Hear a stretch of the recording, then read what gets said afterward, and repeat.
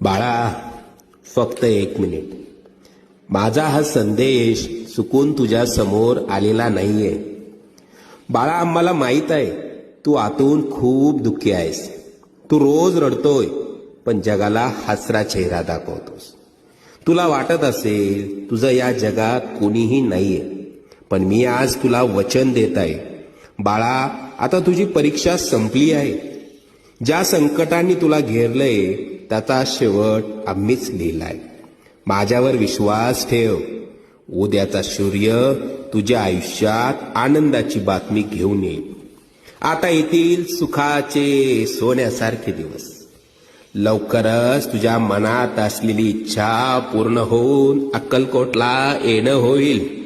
येशील ना इच्छापूर्तीचे पेढे घेऊन अक्कलकोटला? सगळं मनासारखं होईल.